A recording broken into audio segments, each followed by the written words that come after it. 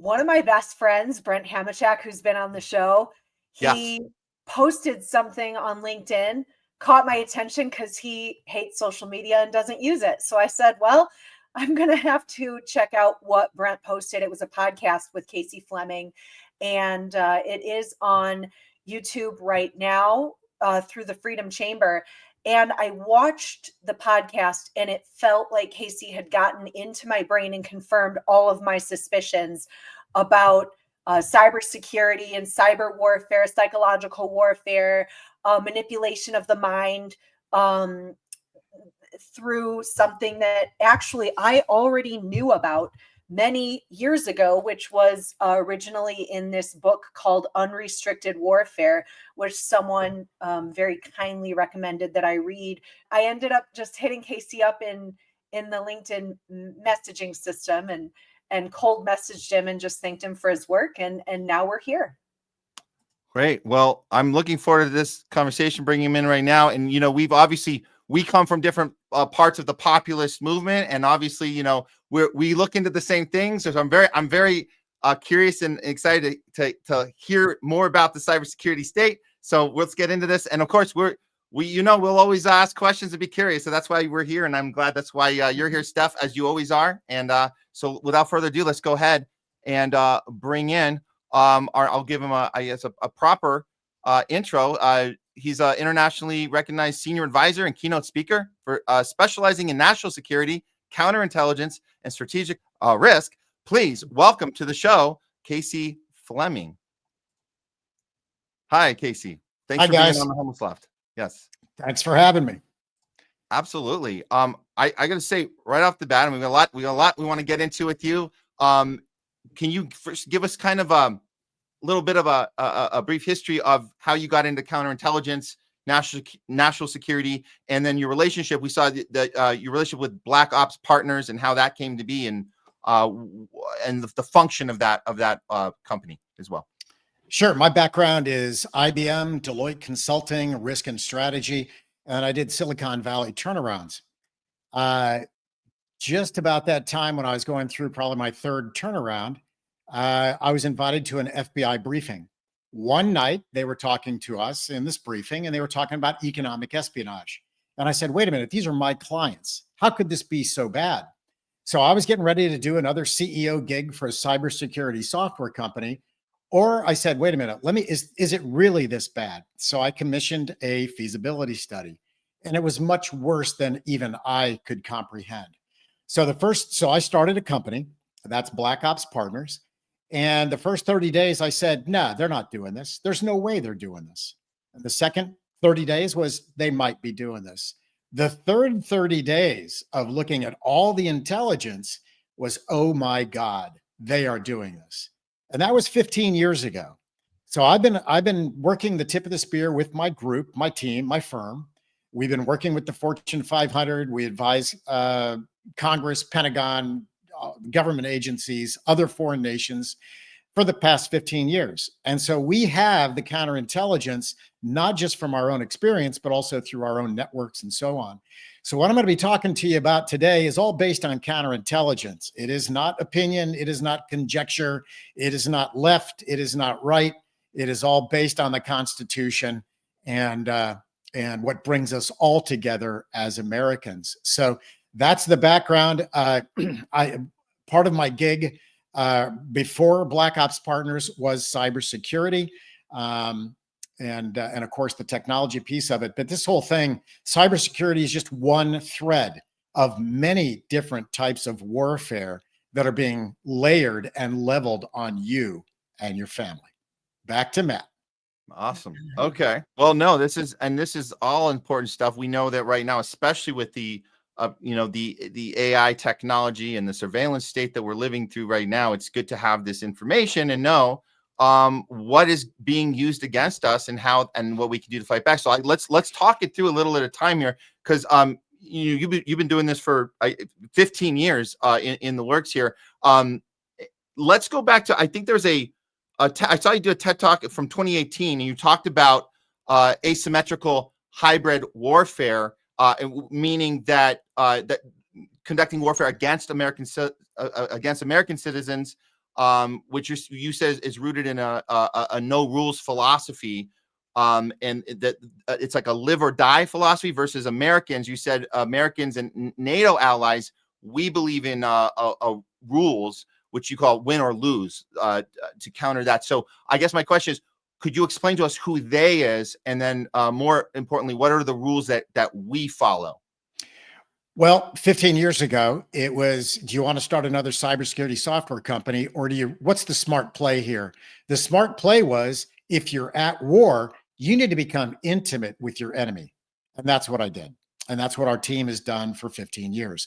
So the enemy, all roads, all went back to the Chinese Communist Party. All roads went back to the CCP, Chinese Communist Party.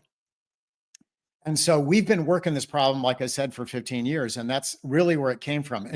And the problem is, as Americans, we never understood the Chinese and the way that they think, at least the Chinese communists. And the last two times we went up against them, we lost. I consider Korea a loss, because if it's a draw or if it's a tie, it's a loss to me. And of course, we lost Vietnam. China was behind both of those very strongly. So we never understood how they think, how they persevere, and what their true goals are. And they have no respect for human life.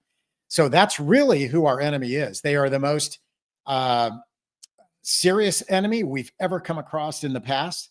And we still underestimate them. Our government still underestimates them. Our Wall Street still underestimates them. And they have it's a I must win, you must die philosophy.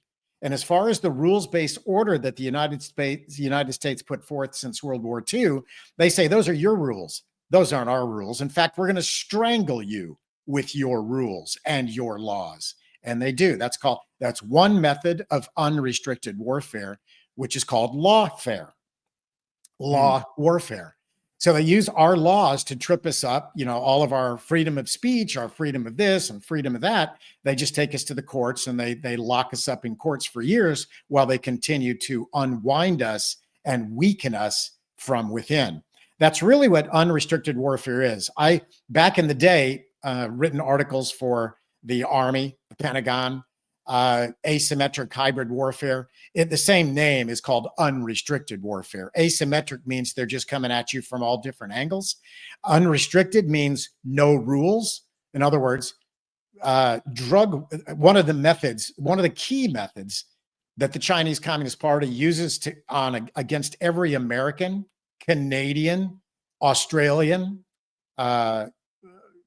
Brit, Frenchman, is drug warfare.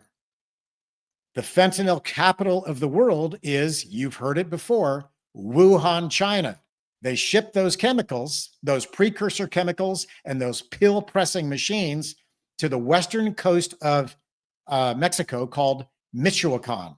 And then they use the extremely efficient distribution networks, to get through North America, and then eventually even to Europe, because they're so efficient. And they also money launder with the Chinese Communist Party, and they also share TikTok data with the Mexican drug cartels. So that's really what's going on. Drug warfare, it's fentanyl. It's carfentanil, which is 100 times more powerful than fentanyl. It is xylazine, it's nitazine. Those are called the trank drugs, when you see people walking around as zombies, close to death. And the other drug that people don't talk about is dopamine. That's TikTok. Dopamine hits, getting your kids addicted to dopamine hits, okay? Not to mention the psychological warfare that's leveraged through the TikTok platform. But let's stay on the drug thing for the next thing. The other drug warfare is called vape. Those vaping mechanisms, first of all, when you plug it into your computer, you're loading malware. The vaping chemicals are made with either propanol or not fentanyl, formaldehyde. So our kids and young adults and not too brilliant 40-year-olds are vaping this liquid that is formaldehyde, or the other liquid is also very close to antifreeze. The burners they use are cadmium. Cadmium is a known carcinogen at room temperature. Well, what happens to it when you heat that thing up and you're burning chemicals? So when you see vape, it's drug warfare. When you see kids on TikTok, it's drug warfare.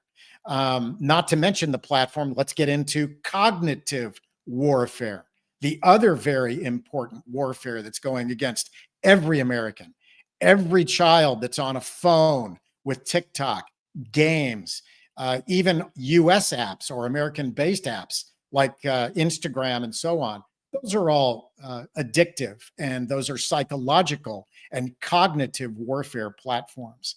So that's really what's going on. That's not conjecture. That's not my opinion. That's just an executive that has seen the counterintelligence for the past 15 years, 7 days a week. So let's pause there, and I'm happy to answer any questions that you might have right now. Sure. Of the list you gave, I can certainly agree with the fact that there is absolutely a war being waged against the American people as far as using our technology against us and all the different psychological techniques. There's these algorithms and there's these ways to manipulate the consciousness of the American mind. Absolutely. We see that we've been looking in this the whole time we've been doing this show. I guess my question to you, Casey, is because I would say this, like, you're telling us the enemy is overseas, it's China, and I want to dive into that more. But before doing that, I just want to point out this, because my question would be about how you would go about engaging with somebody who said, "Oh, tell me more about China, tell me more about Russia." However, we know our history. And you haven't mentioned that at all yet, and I'd like to give you a chance to. But we know our history. When you mentioned NATO and us, all of our allies, that we have this code we follow of rules, right? That we don't break those rules. But yet, when we look at our history, we see rules being broken over and over and time again. So it's hard to be on board with let's figure out who this enemy is if we're not acknowledging in the work you're doing. You should have at least a little bit of, like, I would say, concern that NATO breaks deals all the time. I mean, I'm just starting with that. I mean, the list is a mile long, but we're talking about making a deal with Gorbachev at the end of the Soviet Union, saying not one more inch to the east with expanding NATO, and then we break that time and time again. We know that Bill Clinton bombed the crap out of Yugoslavia in 1999. There's no consequences to that at all. That we just do what we want. And then more recently, the war in Ukraine, which is something that we instigated from the beginning to get Putin to move into the place where he was protecting his border. And the way we know that is that we've admitted it out loud. The Angela Merkel, Germany, says we were faking it with the Minsk agreement. We had no intention of playing by those rules that we set. We only signed the Minsk Accord so we could buy time to overthrow the Ukrainian government and draw their president out and put in a puppet president, Zelensky, and then use the Azov battalion to overtake their government, and then do the bidding for us, which is use them as cannon fodder for a proxy war. So I'm just giving examples. But if you're going to start this conversation about what our enemies are doing against us using technology, which I agree with you, that technology is there to be used against us, it's going to be hard to start that conversation if we're not first acknowledging what our government and our allies and what we've been guilty of time and time again. So I'm just not on board with that. We follow rules and they don't. Thoughts on that? Well, you're right. We are not completely clean as a country. We've done certain ops and certain measures and so on to continue to keep the world order in our favor. But the Chinese Communist Party is reversing that world order and wants to completely replace us. They also will never coexist with any other nation, and especially a freedom-loving and liberty-loving nation as well. So we're not clean. I agree. We're not the Boy Scouts coming through here, okay? But at the same time, your family is being attacked. Your family, the Chinese Communist Party, wants to have your family worship the Chinese Communist Party. And if they won't, they want to kill you. And the number one enemy to communism, which Marxism, socialism, communism, the number one enemy is liberty and freedom. If they allow that to happen, it basically renders their ideology useless and baseless. So there is this natural thing that we all learned in high school, that communism and freedom do not mix. They are oil and water. So there is a world order that's in place. It's China is the grand puppeteer. Underneath them is Russia, Iran, Pakistan, North Korea. And underneath Iran are all of the terrorist organizations. China is the grand puppeteer. There is only one China. It is completely controlled, 100% controlled by the Chinese Communist Party. And if you don't do what they say, they will kill you or they will torture your family. That's what's going on.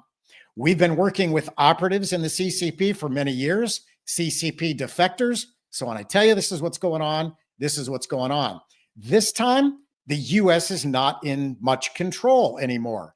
The Chinese Communist Party's had 4 decades to focus on you and your family, to weaken the United States from within, to infiltrate our federal, state, local governments, our schools, our businesses, our research labs, and our legacy media. So this is really what's going on. So the answer is, yeah, we're not clean, but at the same time, we're in a war. The problem is this war is focused on you and your family. You are on the front lines and not the military. So you are completely confused if you think the military is there to protect you. I'm here to tell you, I've been advising the military for 2 decades now, and they still don't get it.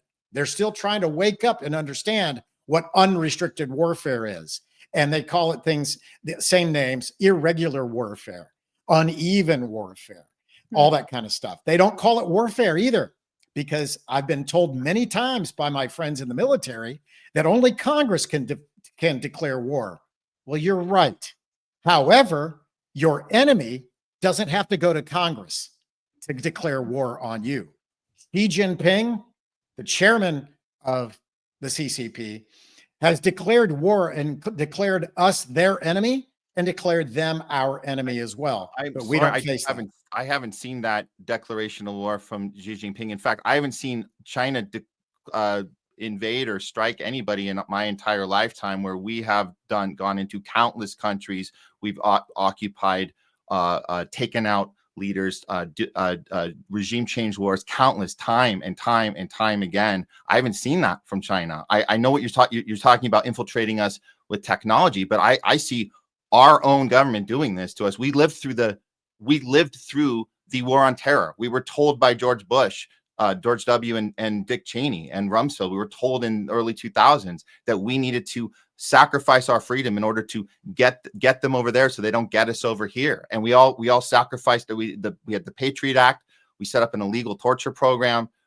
We tricked people into a fake war that we contrived. We contrived the entire thing on purpose to manufacture consent to go into the Middle East and just wreak havoc. It was a plan for 7 wars in 5 years. And it took this long. We finally are able to do the 7th one. We're trying to egg on Iran. I'm hearing what you're saying, Casey, but when we see the history of these countries, you've been focusing on Iran, but you've been focusing on China.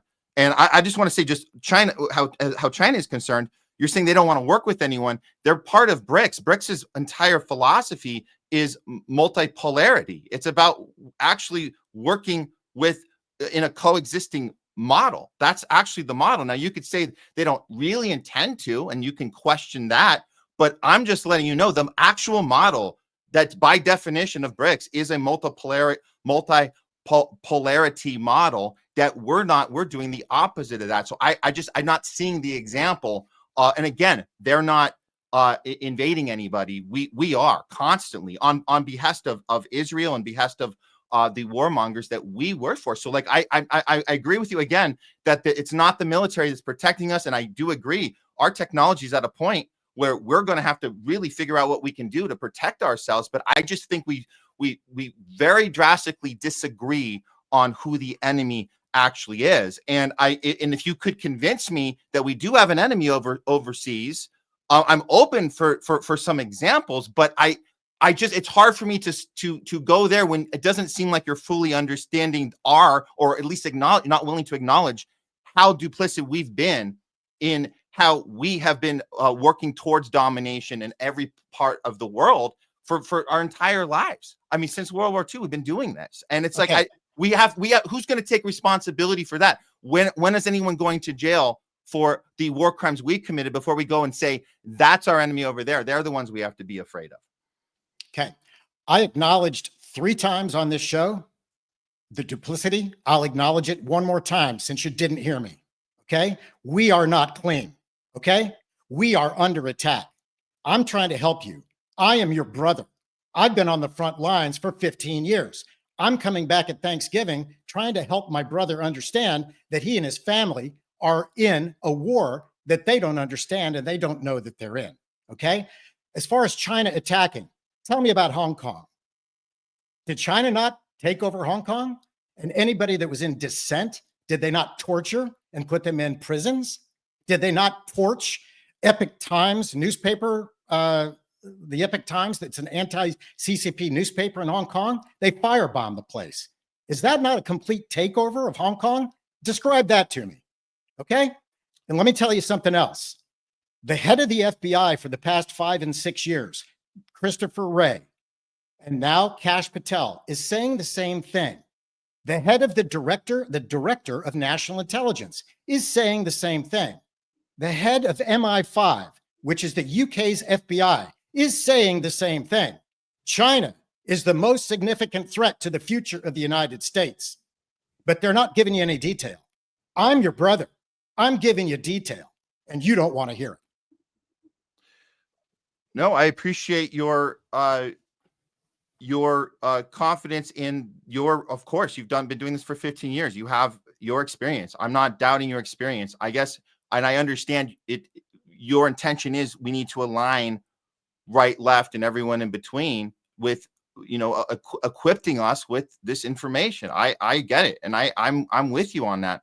I just, when we talk about the threats of the globe, we need to look at these tech companies, because you seem to be focused on the tech, which I think is very important. We need to focus on the tech that they're using against whoever they is, because we're disagreeing on the they, but we know that this technology is very dangerous and it can be used against anybody, and especially the American people are very vulnerable. So with that said, can we move to let's move to this topic of technology. So we know that this company Palantir is the one we just get, that this big beautiful bill that came out is giving the basically a military budget. We just increased it by 320 billion, and the company that will be responsible for all this spending of this money is Palantir. This is a company who has been aligned with ICE in targeting not just non-citizens, but American citizens. And I brought up the war on terror because this was the same point that the Homeland Security was created for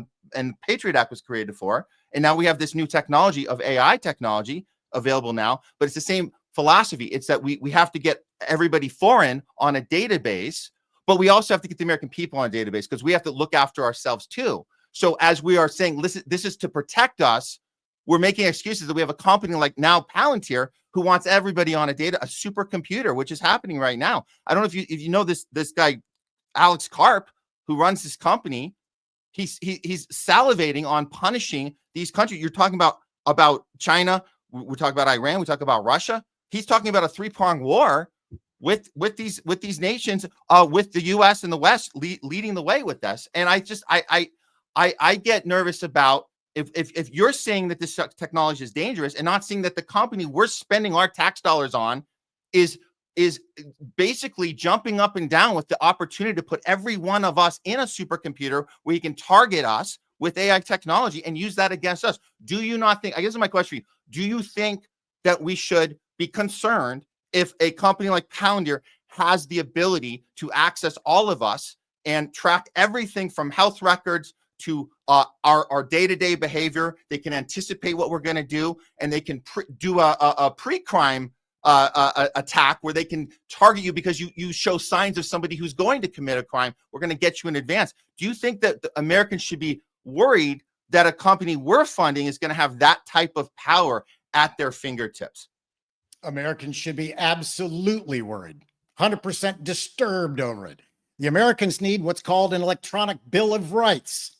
Okay? That's what the Americans need. They need an electronic bill of rights, and it's created and driven by unbiased people who understand technology and who are driven by the US Constitution and the Bill of Rights. That's what needs to happen. Okay. So you're asking, we're violently on the same page. You're just taking a while to get there. It's you mentioned I want to finish your other comment on multipolarity world. Sure. It's a bipolar world. Wake up and smell the Starbucks. It's a bipolar world. It's communism versus freedom. End of story. BRICS, that's what they want you to hear. Okay. Everything's plausible deniability. Everything's nonsense that comes out of China.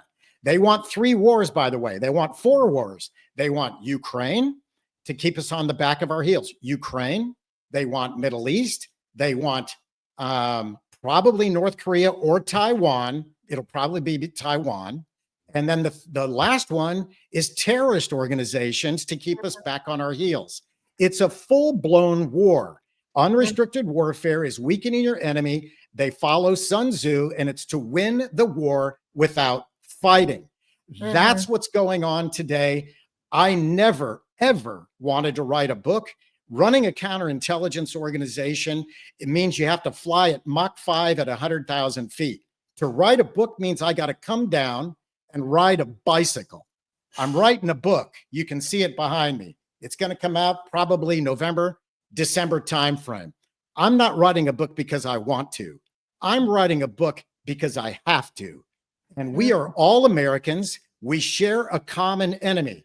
I don't care if you're left. I don't care if you're right. I don't care if you're center, you're green or blue.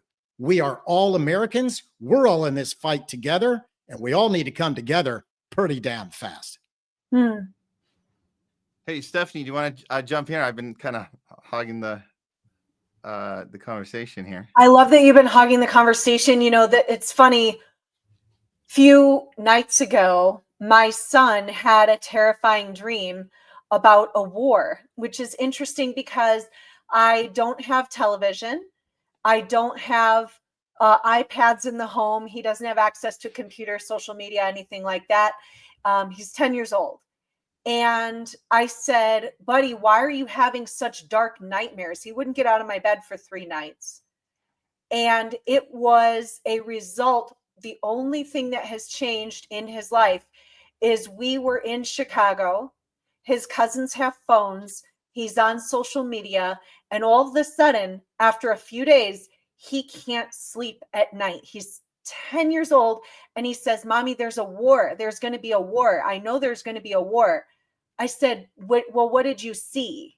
He could feel the anger, the vitriol, the hatred, the animosity on these screens that his cousins had shared with him. All of that is to say, my number one concern as a parent has always been, how do I protect my child and my stepchildren, and of course nieces, nephews, etc., from what's coming. And I have a lot more questions, but I think we can just start with that because it's fairly surface. And that's a big concern for me is, am I going to say, well, buddy, guess what? Until you're 18, just like smoking, you cannot have access to social media. It's not something I'm inclined to say as someone who wants my child to be as precocious and curious as he currently is. If I may,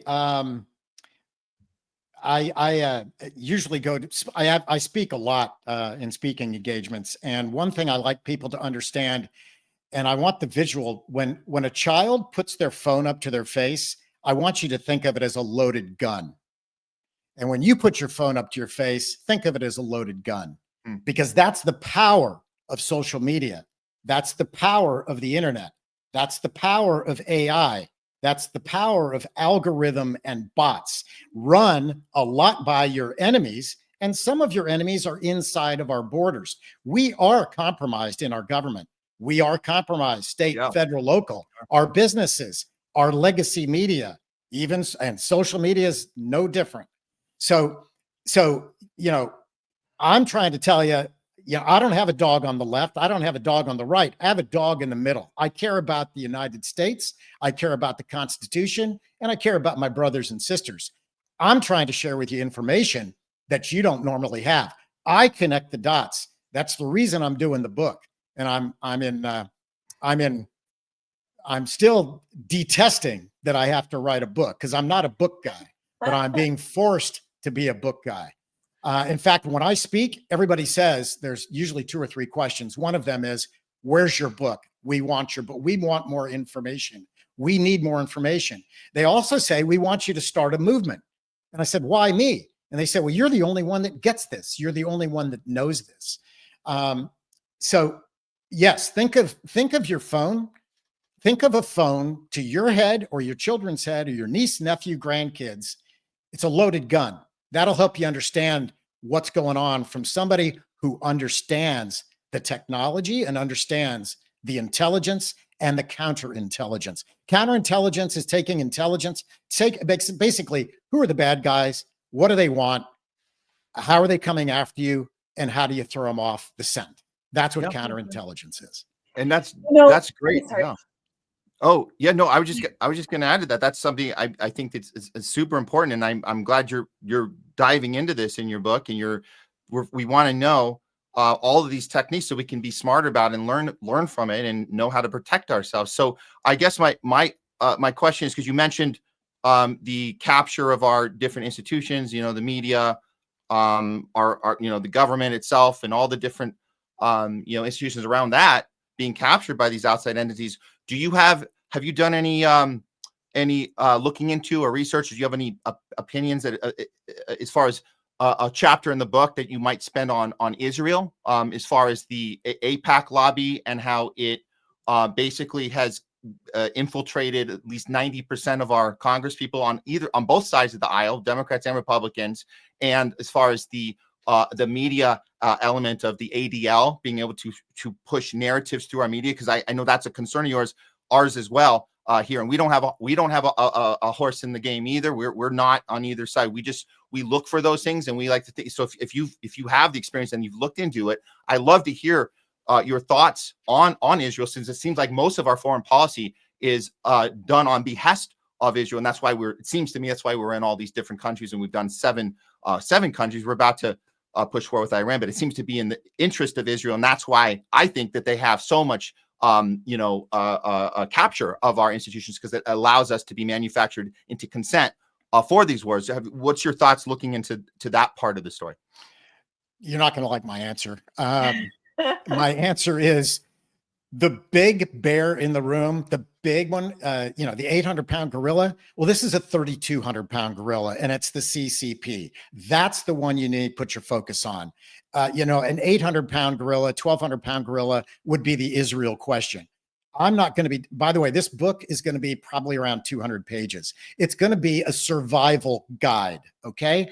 It's not going to be the deep book that if there needs to be a second, third book, then we might do something on Israel and the radical Islamists that are taking a strong foothold in the US and in Australia, Canada, and the UK, using our laws and all that stuff against us to further their mission. But the big gorilla in the room is the CCP. That's after a guy of working this for 15 years. Yes, Israel's a problem. All that is a problem, but that's not that. I don't have time in the book to cover it in book 1. Maybe that's a book 2 or a book 3 issue, or a book 2 or book 3 chapter.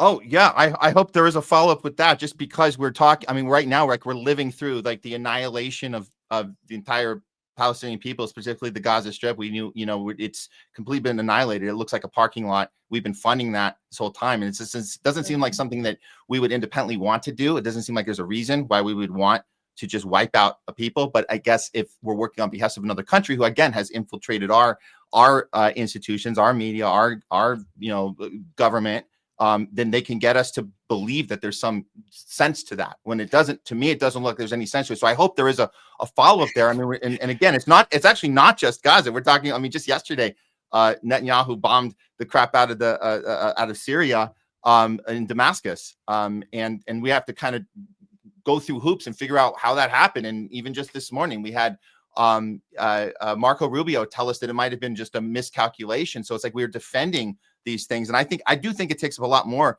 a weight of a larger elephant. I do appreciate the elephant you're covering in your first book. And I do hope you do a follow-up, because I think we're definitely living through a time where right now we do need to speak up about this. And when we see people not, and yet they're so engaged in this topic, and it's not like people who are doing other things throughout the day, they don't know anything about geopolitics or anything. Okay. But people that are in this world, we hope that they do have the courage to talk about this part, especially somebody like you who has such a history and a knowledge and an expertise in this. I do hope you do start on that second book soon after you get the first one out. So that would be my feedback on that. So to echo what you're saying, wouldn't it be what you're saying though, Matt, wouldn't it be nice to go to one place and get the truth? Wouldn't it just be nice to be able to do that? Yeah. Just to get the truth, so you can run your family, you can run your business, and you can run your life. And that's the problem. Mainstream media is absolutely corrupted. You can't trust it for anything. That's my opinion. After knowing the intelligence that I have and we have, and not seeing it on mainstream media. Yes, your point, Israel is a problem, but I'm trying to tell you, in my experience, I would still say it's an 800-pound gorilla. When you see what we see all day, every day, the CCP, and remember, it's, they're aligned to replace the United States and, by the way, Israel and every other free nation. That's the 3,200-pound gorilla, and that's where our focus is. But, if this book takes off and you guys pull me down again off of Mach 5 and 100,000 feet and tell me I have to write another darn book, I may be up for that challenge as well. I think that's it's an honest thing to talk about now, and I'm glad I appreciate your response on that. I do think like we go back to this model of America's model that's supposed to be effective, right? We're supposed to be setting an example, and there's so many examples, so many time and time again, we're not living up to that example. So how do we get to this idea that freedom is something that we actually are experiencing? I don't know. I question that we have this freedom that you say that we're fighting against another way that's not freedom. And I'm thinking, well, here we are right now. We have this massive surveillance state. We have our free speech is completely fucked.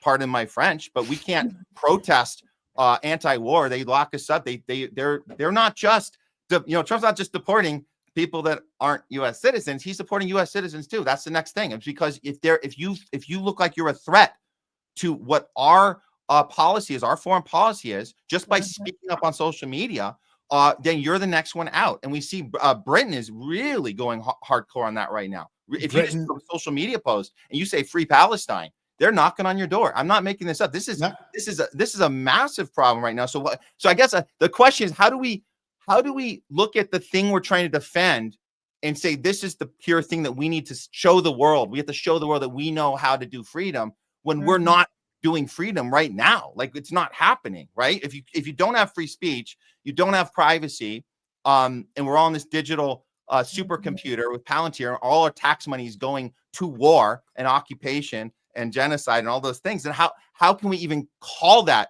a freedom, regardless of how bad you say that communism is? How can we say that what we have is as good as you're making out to be, when I don't feel like it is?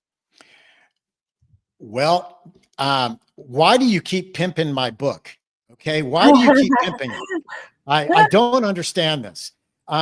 So the book explains all of that. Okay, we're going to go through. we're going to go through 4 case studies of what communism is and what it's like when you walk through communism, and you make the decision. If you're seeing the same thing in the United States, I would venture to say is you absolutely are. By the way, the subtitle to the book is The Silent Storm Killing Your Freedom. So Matt, we started off this conversation kind of at different ends, because that's exactly what our enemy and social media wants. But the more that we talk, I'm kind of feeling like we're coming together, but that might be just me. Well, no, we do. I think off the bat, we have the same concerns. Absolutely. We're talking about this AI technology and the surveillance state and all these things that can absolutely be used against people. And the cell phones it's insanely a horrible problem. So I think I do feel that alignment with you. As far as where we're coming from, one of the problems we do have on this show, people do like to put us in boxes. They like to say that we are, and we see Trump do this too about anybody challenging his foreign policy. He just calls them radical left. But I have to tell you, and I'll tell our viewers know this, the radical left ain't saying the things I'm saying right now. And I think that's why it's so confusing. People like to say, well, what the hell are you? You call yourself lefty, but we're not championing anything that's being said by so-called leftists, right? So-called radical leftists, who aren't saying the things we're saying. They are pushing the war agenda. I mean, even the ones you would think like the Bernies and the AOCs, they've been championing war with Russia this whole way, ever since they pushed the Ukraine war, more money to Zelensky. So it's not like, we're sitting here on this radical lefty area and trying to find, how are we going to find a middle ground? We're here with you, Casey. We're just saying, like, let's fully detach from the horses in the game, not just from the left and the right, but from the system itself, which I think we have to be just as critical as. I know you're being critical on communism. We have to also be critical on capitalism. How can capitalism be the greatest thing ever if its number one functionality is imperialism? That's what keeps it going. And stopping other governments who have socialism or communism. That's part of what makes us thrive, is our dominance militarily.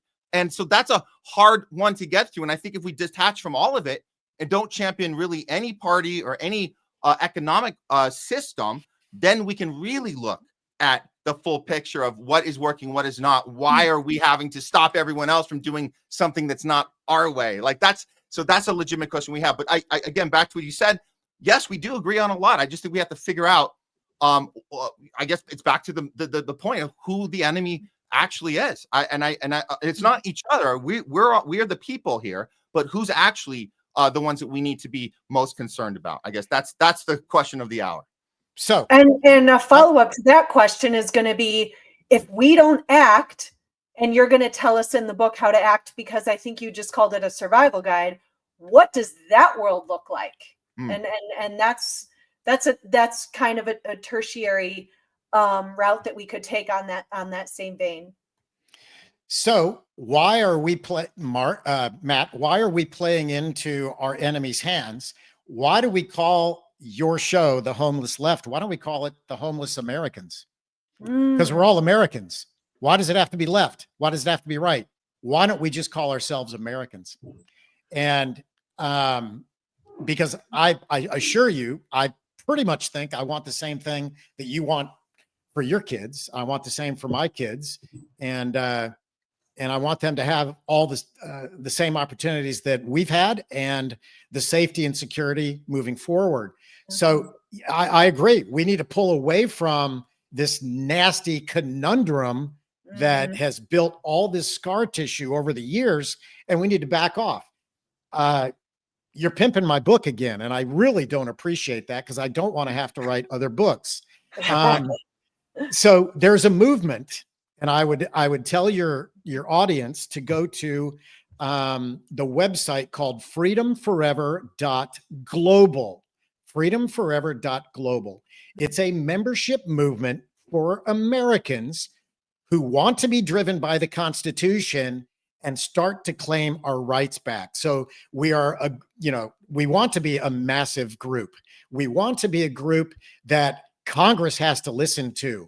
And we are going to drive an electronic Bill of Rights that's unbiased. And it's not going to be driven by Palantir and Meta and Oracle and Microsoft and Peter Thiel. It's going to be driven by the American people, because the power is given to the American people and the freedom is given to the American people through the Constitution.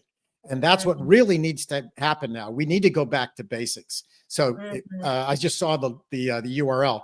So it's a landing page for a movement. It's just getting started up. We've got, and by the way, the technology, we can go into that too. The technology behind the movement is to replace all of this legacy technology that doesn't serve the American people. The legacy technology is riddled now. It's so old, it's riddled with holes, and it only lines the pockets of some of the technology elite. So what I'm talking about, I think that we've come full center on this thing, Matt, is that we want the same things, man. We want the same things. Yeah, no, I think we do. And I do like the idea of breaking off from these institutions that are keeping us locked in. And I'm glad you mentioned Palantir again, because I think that's our biggest problem. And I'll say this on the left, and we're homeless from the left because, and I appreciate your idea about the homeless Americans, but homeless left is, we came from the left, now we're here, and we're, they're all out in the streets these last month, and they're doing these signs with the whole no kings, and all the things that are wrong with the big beautiful bill. And yet the one thing they leave off of it, because they don't know, they have no idea, because their media doesn't tell them about Palantir. So I'm glad you brought it back to that, because that seems like the number one thing that we can all unite on. And I think that is 100%. We all have to understand that whatever president is in office, this company was ready to go and capture our data and put it in the supercomputer and use it against us, regardless of if, this enemy, that enemy, they're using it for duplicity against us. And we have to be firm that we want to get off of that grid. So if that's what your a movement is about, then we are definitely for that. Well, that is what the movement's about, but I'm not gonna make you feel good. The Chinese Communist Party has that capability today. They've had it for about 7 years. They have a file on every man, woman, and child in the US, the UK, Canada. They know who you are, what your likes, dislikes. They know what your medical condition is. They know your DNA. They've got your DNA string from Ancestry.com and 23andMe, so they can do biological warfare on your ass and all that stuff. So it's the answer. Here's the point.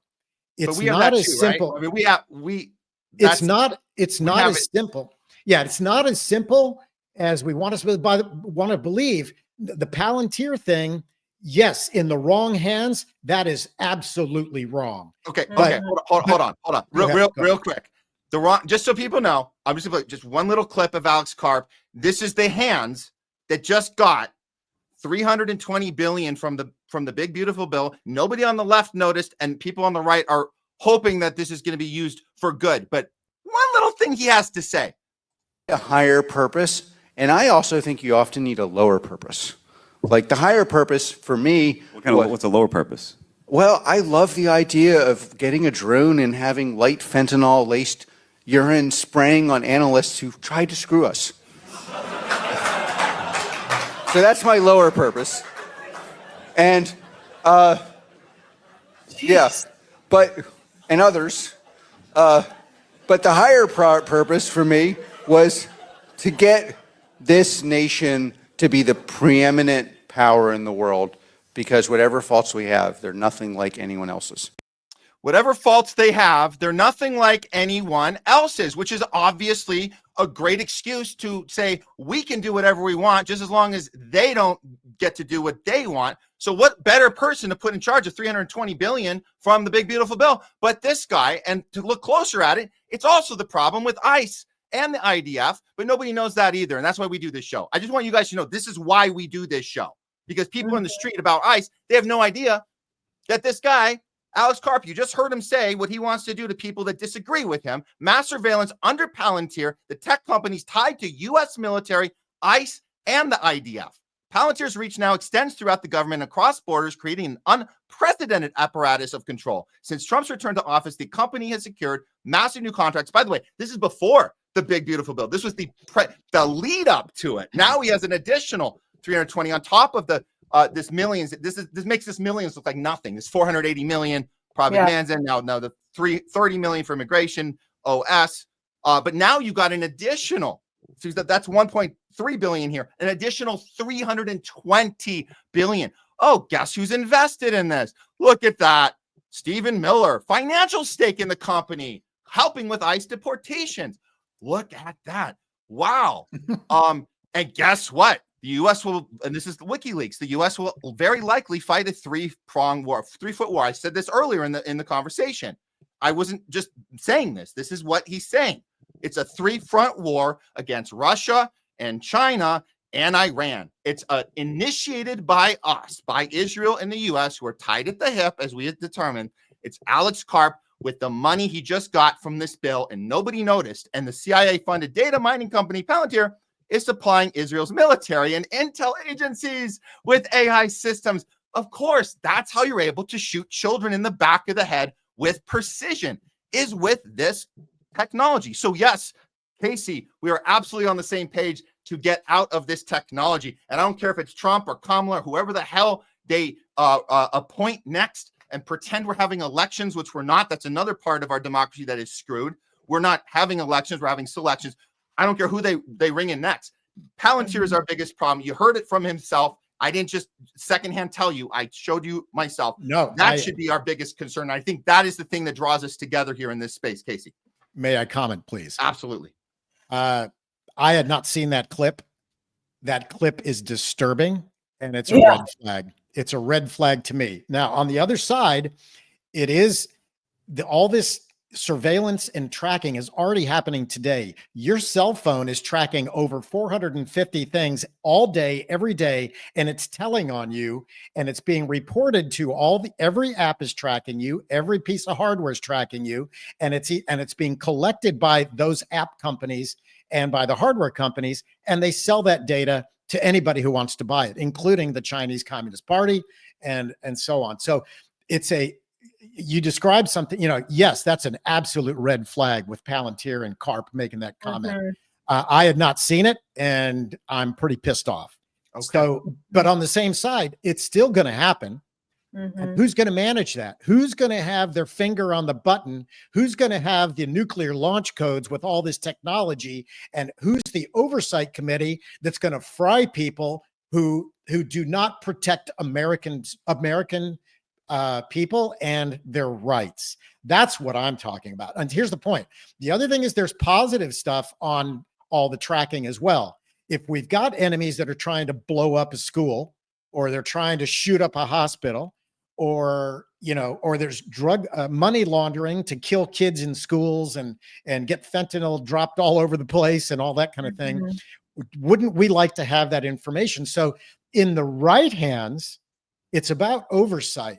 It's going to happen whether we like it or not. We're not going to be able to hold this tidal wave off. Don't get me going on the red tsunami. That's a book pimp. But we're not going to be able to hold off this technology tidal wave. It's going to happen. The question is, how can we manage it and how can we control it? I don't like, what I just heard from Alex Karp, and it's my opinion. I can't stand that. That is, as a CEO, you and having that responsibility for all the American people's, and by the way, it's going to extend to the rest of the free world, having all of that data and that power over your fellow Americans, that is the same as carrying the nuclear football with the president. And you've got to have an oversight committee that is not run by the tech lords and the tech billionaires. You got to have it run by God-fearing, Constitution-driven Americans. Yeah. There you go. Yeah. No, thank you, Casey. That thanks for being open to that, and we hope we've been showing openness as well, and finding the ways we align, and hopefully we can grow from it. It's all about growing, and that's where we're growing as well on our end. So I know your book's going to be loaded when it comes out. We definitely want to be first to read it and continue this conversation. I'll put this up here again, and I'm going to let each of you guys give one last thought or chime in on this pretty loaded conversation, I have to say, but it was definitely worth it. It's a loaded conversation indeed. I consulted with a company over the last few years. I've done some business with an associate. Not even going to say his country of origin. Called me last summer. Matt remembers probably. I talked about this on air, And he said, someone just tried to assassinate me. I've been poisoned. And he FaceTimed me from a hospital to let me know where he was. And his organization is on the front lines of cybersecurity.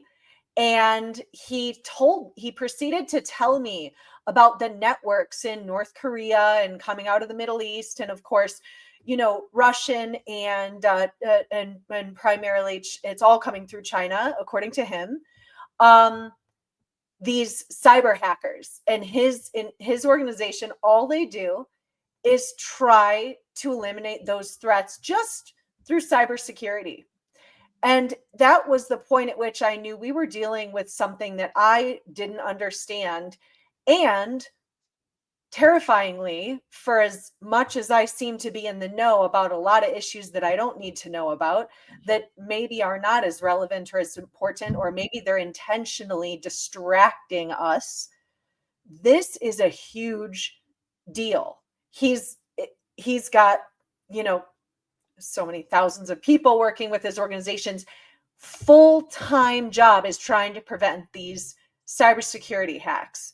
And over the years that we worked together, we were working with organizations that were raising money and so on and so forth.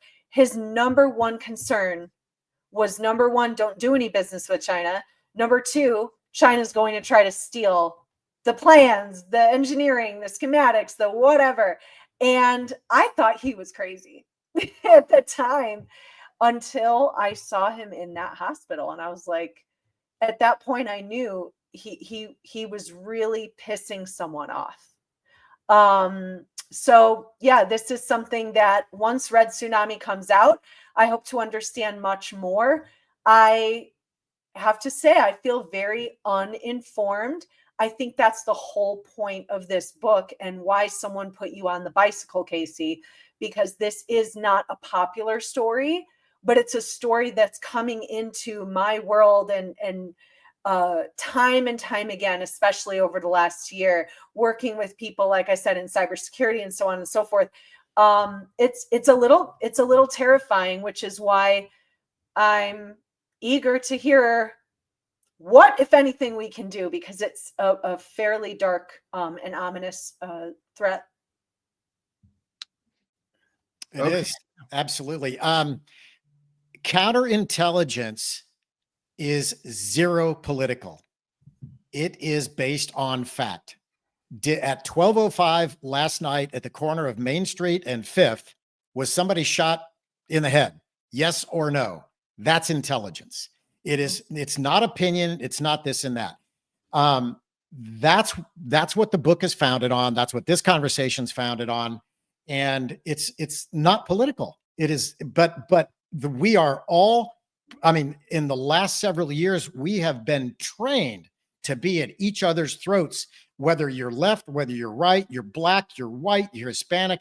It doesn't, whether you're a boomer or a Zoomer or a millennial, they've got us going after each other's throats. That's part of the strategy.